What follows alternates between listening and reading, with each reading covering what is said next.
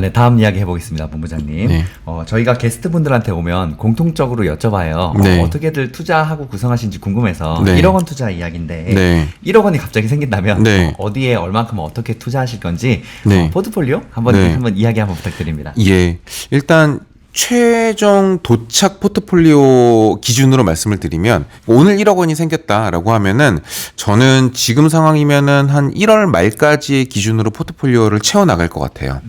예, 채워 나갈 것 같은데 그 채워 나가는 거의 최종 종착점은 지금 매그니피센트 7 7개 종목의 60%, 그다음에 미국 회사채의 20%, 그다음에 미국 국채의 20%를 투자할 것 같습니다. 와, 깔끔하네요. 근데 굉장히 지금 보면 M7에 60% 정도 투자하신다는 말씀이시죠? 네. 와, 빅테크에 깜짝 놀란 게 빅테크의 비중이 굉장히 크네요. 네.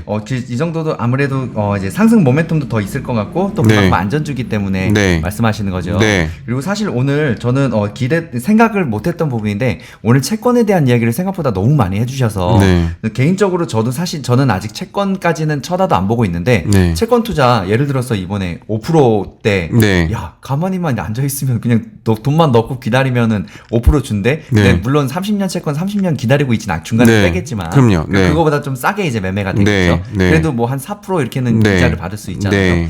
채권에 대한 투자를 많은 사람들이 이제 좀 이야기를 해도 되지 않을까 싶더라고요. 근데 지금 그 M7의 60% 그리고 회사채하고 그다음 국채 이렇게 20% 한다고 하셨잖아요. 근데 이제 미국 국채에 대해서 조금 더 말씀을 드리면 회사채는 이제 조금씩 채워가시면 될 거고 이제 주식도 그래요. 사실은 주식이 이제 핵심 자산이기 때문에 나머지 채권 가지고 자산 배분을 조금 저는 하면은 좋겠다라는 생각을 가지고 있는데 이 국채가 이제 10년물 기준으로 이제 오늘 4%가 깨졌어요. 4% 이제 깨졌다면은 이게 얼마나 빠른 속도로 지금 금리가 내려가고 있냐 생각을 해보면 지금 대형 미국의 증권사나 운용사들이 전망하는 내년 미국의 10년 금리 하단이 한 3.5% 정도 됩니다. 그러면 물론 여기서 다시 또 이제 올라갔다가 이제 내년 말쯤에 떨어질 수도 있겠지만 지금 어느 정도 더 이제 내려갈 수도 있거든요. 그러니까 지금 들어갈 타이밍은 조금 부담스럽기는 해요. 그래서 좀 시장을 좀 보실 필요가 있겠다라는 말씀도 좀 추가적으로 좀 드리고 싶습니다. 예. 네, 다음 이야기 해보겠습니다. 그 본부장님 책에 이제 파트 두 번째 환율은 언제 오르고 내릴까? 사실 저는 이 부분이 제일 궁금해요. 우리가 환율이라는 게 전 세계 수많은 이슈들을 다 생각해서 거기 그 모든 것들이 다 녹아져 있어서 오르내리는 거잖아요. 네, 맞습니다. 개인들이 사실 이거를 그 정확히 메커니즘을 파악하기는 거의 저는 불가능하다고 생각하는데 그래도 이왕이면 알고 공부하는 게 좋잖아요. 근데 책에 이야기를 해주셨다고 하더라고요. 그 달러의 이제 가치를 나타내는 지표들 그리고 이것들 왜 공부해야 되는지 환율이 왜 언제 오르고 내릴지 이야기 한번 부탁드립니다. 예, 이제 원달러 환율이 언제 어떻게 오르고 내릴지에 대한 고민을 이제 두 가지로 접근을 하면 되는데 하나는 이제 원화 기준으로 접근을 하는 방법이 있고 이제 달러 기준으로 접근하는 방법이 있는데 이제 저는 달러 기준으로 접근하는 방법을 조금 더 말씀드려 보도록 하겠습니다. 이제 달러 기준으로 접근하는 방법은 이제 DXY 인덱스라는 거를 좀 봐야 돼요. 왜냐하면 이제 달러의 가치를 여튼 설명을 할 수 있어야 되는 거잖아요.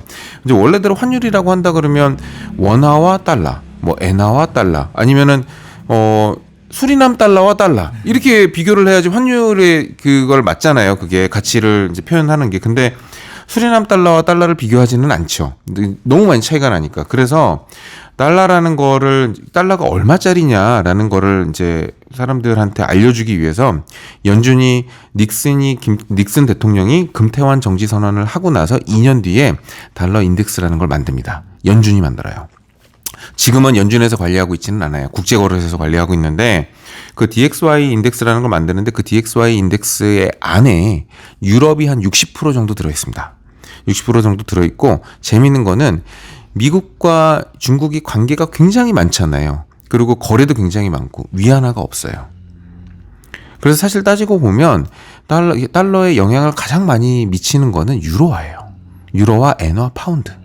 어찌해서 이 친구들이 가장 달러에 가장 많이 영향을 미치는 거거든요. 그러니까 우리가 일본 BOJ 금리를 올리냐 마냐라는 걸 지켜보는 이유는 일본 주식에 투자를 하는 것도 물론 관심이 될 수는 있겠죠. 근데 그거보다는 그럼 저거에 의해서 달러가 어떤 영향을 받을까라는 이제 그 고민으로 바라보는 게 맞고, 그리고 달러가 여튼 그 안에 원화가 있든 없든 없죠. 당연히 없는데 달러가 강세로 가거나 약세로 심하게 간다 그러면 그거에 따라서 반대 포지션으로 다른 통화는 움직인다라는 부분을 좀 말씀드리고 싶습니다. 네.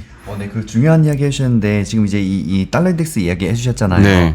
그 최근에 제가 한 두세 달 전에 뭐 일본이 금리를 올릴 수도 있다. 일본 금리 발표 전날 환율 네. 한번 엄청 출렁이는 게 네. 있었거든요.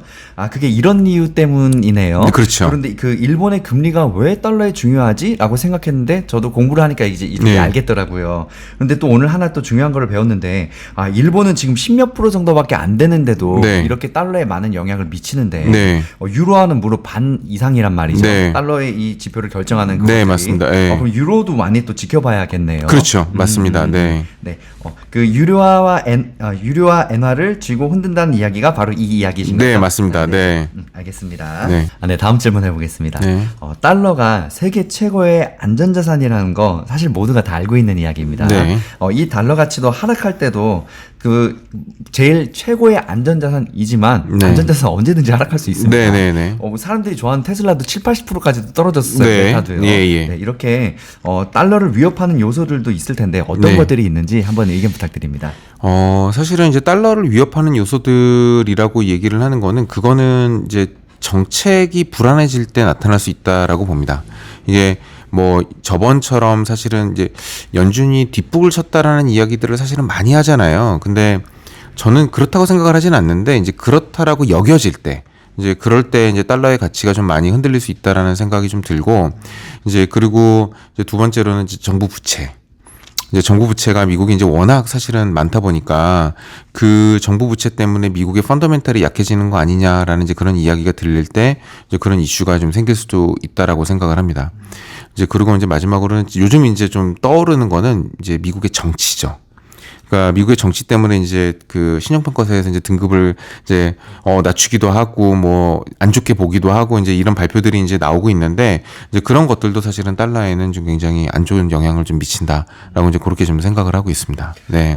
또 지금 이야기 들으니까 궁금한 게 생겼는데 올해 그러니까 물론 큰 이슈도 있었지만 나름 좀 뭐랄까 개인적인 의견입니다. 네. 쓸데없는 이슈들 예를 들어서 뭐 미국 셧다운이라든지 네. 그거 뭐 이제 그 한도만 올려버리면 넘어가는 건데 네.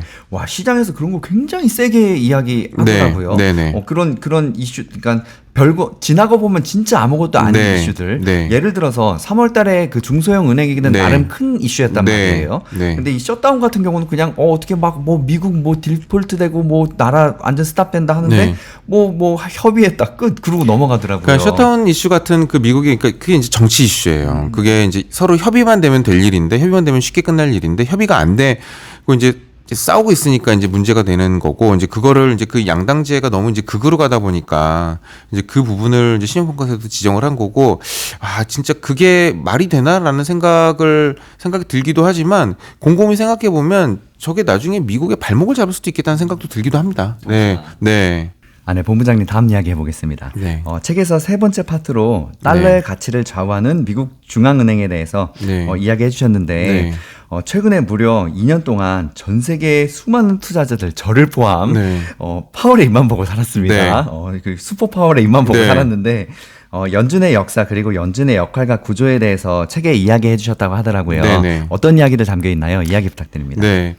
굉장히 좀 긴 이야기이기는 한데 이제 먼저 사실은 이제 제가 강조를 하고 싶었던 거는 연준은 국가기관이 아니에요. 예. 그러니까 물론 이제 정부 이제 대통령이 임명을 하기는 하지만 국가기관이 아니라 연준은 민간기관입니다. 그래서 그 처음에 설립될 때서부터의 역사를 보면 미국의 은행이라는 거가 사실은 굉장히 거부감이 많았어요. 그러니까 사실 이제 그거는 이제 뱅크 오브 잉글랜드 때문에 이제 그런 거였는데 은행이 어떻게 보면은 이제 고리대금처럼 이제 사람들이 일한 거를 이제 뜯어가는 이제 그런 걸로 이제 오해를 많이 받다 보니까 사람들한테 은행이라는 말 자체가 굉장히 공포로 많이 다가갔었고 그래서 뱅크라는 말도 사실은 없습니다. 그래서 연준은 그냥 시스템이에요. 페더럴 리저브 시스템이죠. 그래서 이제 우리는 더 페드라고 얘기를 하기도 하고 더 페더럴 리저브라고도 얘기를 하는데 시스템이라고 되어 있고 그 연준의 안에는 그 연준의 이사회가 있고 그 다음에 지역 연은들이 있고 그 다음에 FOMC가 있죠. 요 세 개가 이제 미국의 이제 연준이라고 하는 이제 그 시스템이라는 점을 좀 강조를 했고 이제 민간으로 이제 됐다라는 뜻은 그러면 이제 주주가 있다라는 건데 그 주주가 누구냐라는 부분이 사실은 명확치는 않아요. 명확치는 않은데 아주 합리적인 추정을 해보면 이제 가장 큰 영향을 미친 게 이제 로스차일드 가문이다. 이제 이렇게 이야기들을 많이 하고 있고 그래서 이제 저도 로스차일드 가문에 대한 이야기를 좀 많이 거기다가 썼죠. 실질적으로 로스차일드 가문이 프랑스랑 오스트리아에서 만약에 그 자금을 다 몰수당하지 않았다라고 하면은 지금도 시장에 얼굴을 드러내놓고 실질적으로 대통령이었을지도 몰라요. 그렇죠. 예. 이제 그때 사실은 다 어떻게 보면은 이제 그 뒤로 이제 들어가 버리는 바람에 뒤에서 조정을 하는 상황이 된 거고 그리고 이제 JP 모건이 미국 지금 최고의 1등 금융이잖아요. 네. 예전에 2000년도 초반에는 시티, 지금은 이제 JP 모건.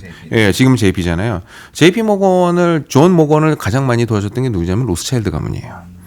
그래서 이제 그 이야기들도 이제 같이 담았죠. 그래서 지금의 현재 그리고 이제 지금 연준이 세 번째 연준이거든요. 첫 번째랑 두 번째 연준은 20년씩 영업 기한을 받아서 하고 끝냈어요. 그리고 이제 도저히 이제 그 중앙은행이 없는 시간을 오랫동안 버티다가 1900년도 초에 영국에서 이제 금리 인상을 하고 나니까 뱅크런이 발생을 한 거예요. 미국에서도 이제 도저히 안 되겠다. 이거는 중앙은행이 있어야 되겠다. 누군가 통제를 해야 된다.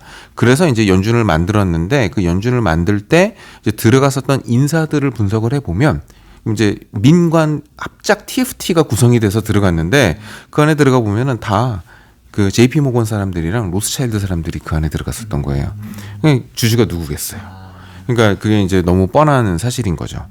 그래서 이제 그런 관점에서 놓고 봤을 때에는 이 지금 그러면은 이 연준이 그러면은 어떤 조직이냐라고 생각을 해보면 로스차일드는 투자하는 사람들이잖아요. 그러니까 투자하는 사람들은 투자하는 사람들을 위한 기관이 굉장히 좋은 모양새를 하고 설립이 되었다라고 했을 경우에는 그럼 이 사람들이 뭘 하고 있을까? 투자 자산을 보호하고 있을 가능성이 굉장히 높죠. 네, 그래서 제가 볼 때는 달러 수호를 위해서 연준이 있을 가능성도 굉장히 높다라고 생각을 하고 그 부분에 대해서는 사실은 많은 사람들이 크게 부인하지는 않을 겁니다. 그래서 여튼 연준 기관에서 달러를 보호하는 그런 목표를 가지고 그 수많은 천재들이 전 세계에 정말 금리를 올렸다 내렸다 하면서 다 이렇게 틀어지고 있기 때문에 달러가 쉽게 그 가치가 떨어지진 않을 거다라는 이제 그런 이야기들을 이제 적어놨다고 보시면 될 것 같아요. 저 개인적으로 이렇게 이제 세계 경제에 관해서 딥한 얘기 되게 좋아하거든요. 네. 그런데 지금 하신 말씀이 이 연준의 파워인데 이 파워의 힘의 원천이 어디서 나오냐? 네. 아 이거는 정말 말 그대로 책을 통해서 확인을 해야겠네요. 네, 알겠습니다. 그리고 이어서 질문해 볼게요. 네. 우리가 연준을 주목을 해야 되잖아요. 네. 우린 투자가니까. 네. 투자를 하면서 연준의 스탠스를 어떻게 바라보고 대응해야 될지 너무 네. 어려운 질문인가요? 어떻게 생각하세요? 이게 가끔씩 저는 이런 말씀 드리고 싶어요. 이게 요즘 이제 유튜브도 많고 여기저기서 뭐 이제 강연 같은 것도 많고 그래서 나와서 말씀하시는 분들 중에 연준이 21년도 후반에 금리를 올렸었어야 됐다라고 얘기하는 사람들은 저는 조금 의심을 좀 해볼 필요가 있다라고 생각해요. 왜냐하면 연준은 우리한테 시험을 내는 출제자예요. 그 출제자가 어떤 문제를 냈는지 그 문제를 냈었어야 됐다라고 우리가 이야기를 하나요? 아니잖아요. 우리는 내면 푸는 사람들이에요.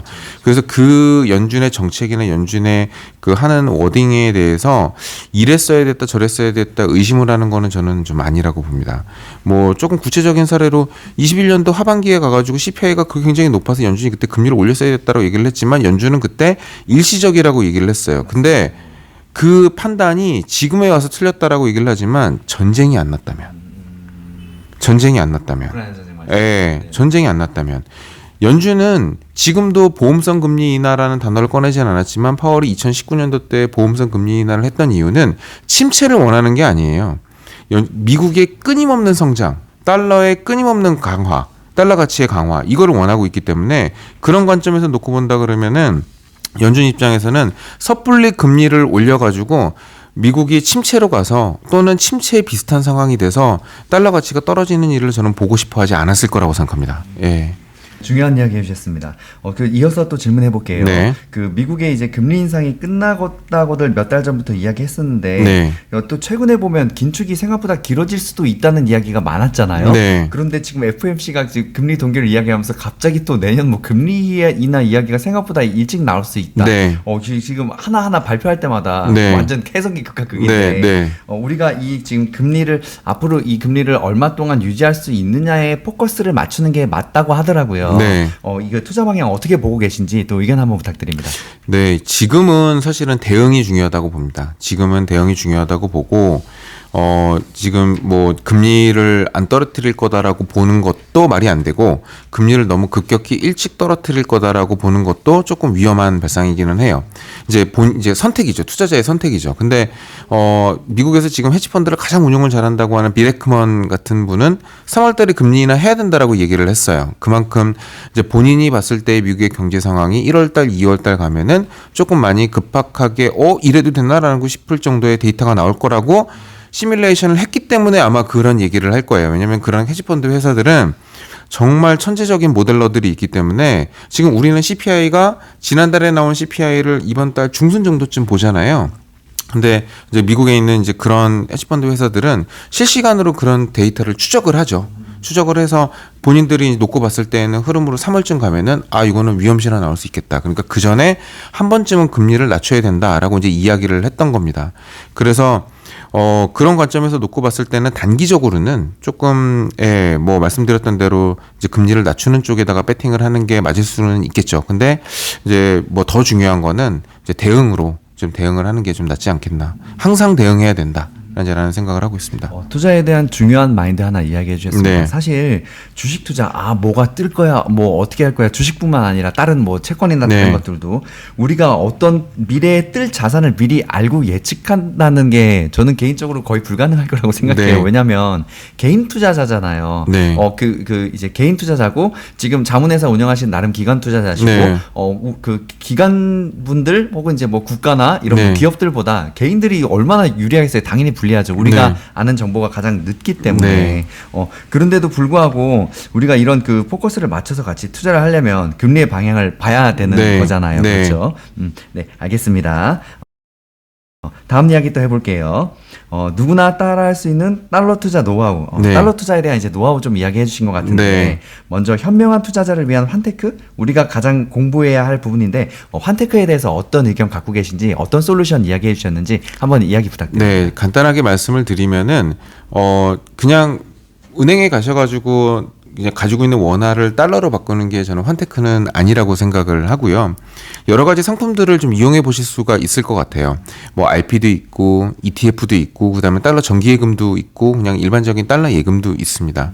그래서 그런 상품들을 이용해 보시면 사실은 이제 달러 이자를 받을 수도 있고 그 대신에 이제 달러 환차익을 노릴 수도 있는데 이제 말씀드렸듯이 지금 요 상품들은 어떻게 보면은 환차 손을 지금 생각을 해볼 수가 있는 거지 내년 말까지는.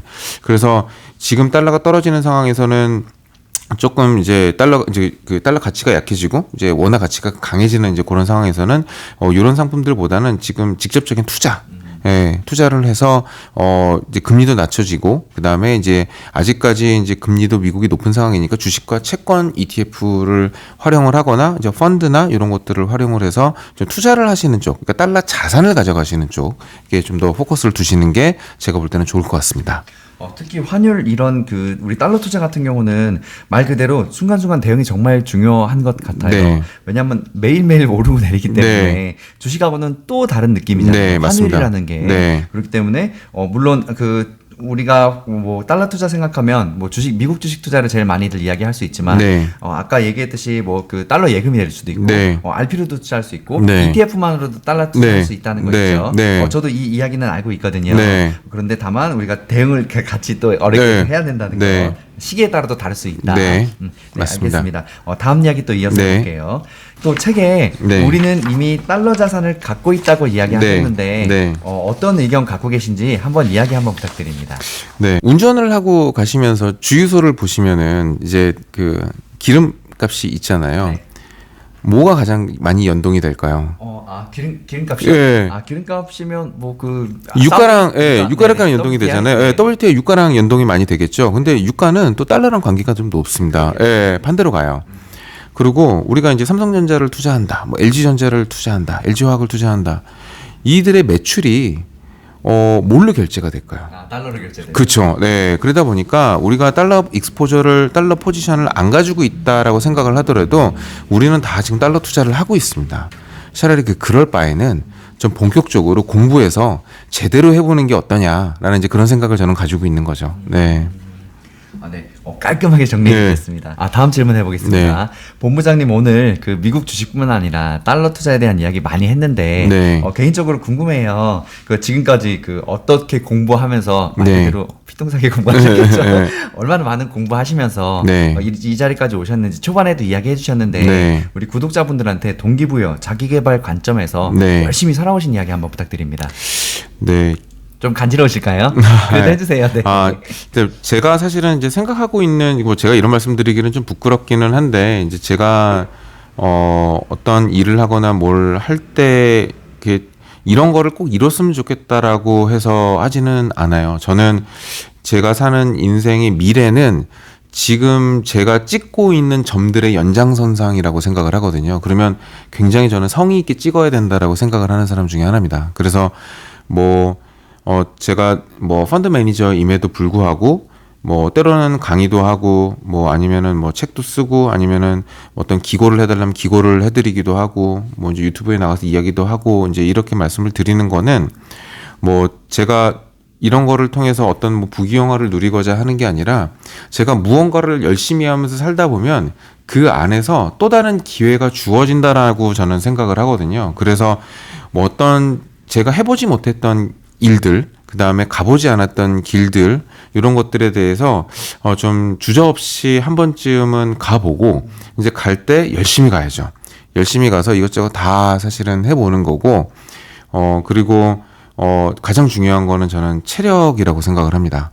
가장 중요한 건 체력이라고 생각을 해서 여러분들도 사실은 열심히 운동하시고, 그리고 특히 이제 유산소 운동 열심히 하셔가지고 이제 체력 이제 강하게 만드셔서 시간을 하루에 많이 확보를 하면 여러 가지 일들을 다 열심히 할 수 있습니다. 그리고 체력이 좋으면 집중력도 굉장히 좋아지기 때문에 그 부분도 저는 아주 철저하게 믿고 있는 신념 중에 하나입니다.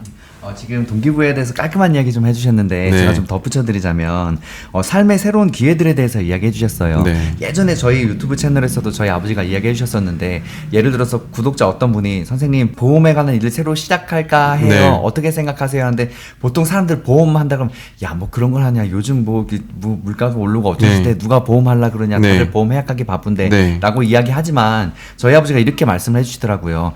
무조건 하세요. 왜냐 내가 이 새로운 일을 도전하다 보면 새로운 사람들을 만나게 되고 고객들을 만나가 보게 될 텐데 네. 내가 보험을 잘은 못 팔더라도 적극적으로 일하는 모습을 보이다 보면 어떤 사람이 뭐 어느 회사 오너인데 이 사람이 열심히 하는 모습을 보고 우리 회사 와서 일해보지 않겠냐. 맞습니다. 이런 식으로 네. 새로운 기회가 살면서 맞습니다. 계속 오게 된다고 예, 하더라고요. 맞아요. 네. 이거는 진짜 어른들의 말씀이 맞는 게 저희 아버지도 이제 처음에 직장 생활을 하셨다가 이제 사업을 하시게 되셨거든요. 네. 근데 열심히 이렇게 하다 보면 이렇게 또 연결이 된다 그러더라고요. 네. 그리고 저도 나름 이제 회사를 좀 운영을 좀 해봤는데 네.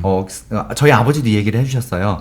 직원분들이 이제 수백 명이 들어오고 나갔을 거 아니에요. 네. 어떤 사람은 그냥 시간만 때보다 가겠다라는 사람들이 네. 있는데 어떤 사람은 와 자기 일처럼 자기 사업처럼 되게 열심히 해주는 직원이 네. 있더라고요. 그럼 이렇게 속으로 생각하신대요.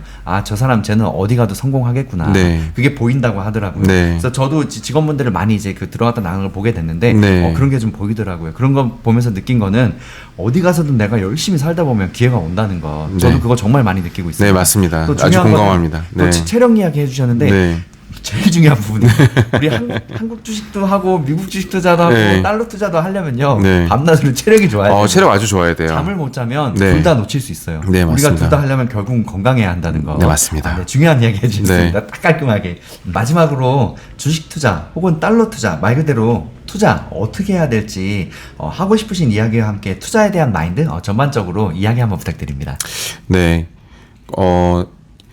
굉장히 사실은 그 투자라는 게 어렵다고 생각하면은 어려우실 수도 있고, 그리고 쉽게 접근하시려면 쉽게 접근하실 수도 있을 것 같아요. 근데 저는 단언코 말씀드리지만 투자는 어려운 겁니다.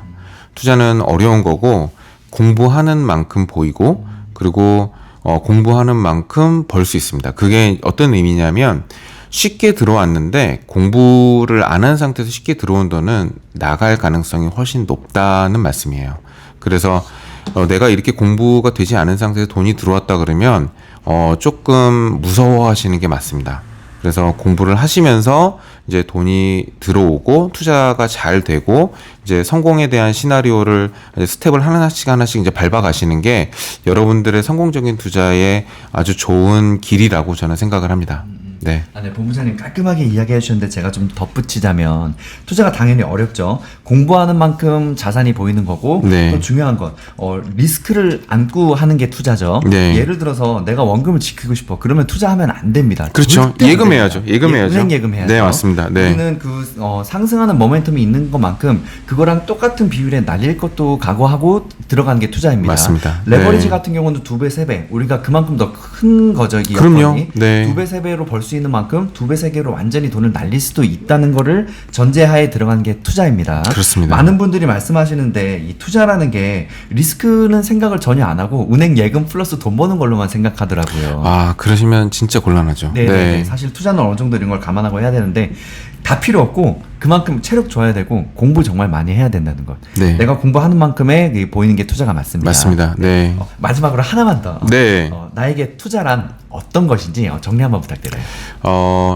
평생 업이다라고 생각을 합니다. 저는 아마 정신이 온전하는 날까지 아니면 제가 할 수 있을 때까지 투자는 계속 할 것 같고요. 그리고 투자라고 하는 게 여러분들한테도 그런 일이 되셨으면 좋겠습니다. 평생 할 수 있는 일이 많지 않잖아요. 근데 투자는 원칙을 지키고 공부를 열심히 하면 평생 할 수 있는 일이다. 저는 그렇게 생각을 하고 있습니다. 네, 말 그대로 원칙을 지키고 공부를 할 수 있는 평생 하는 것이 투자.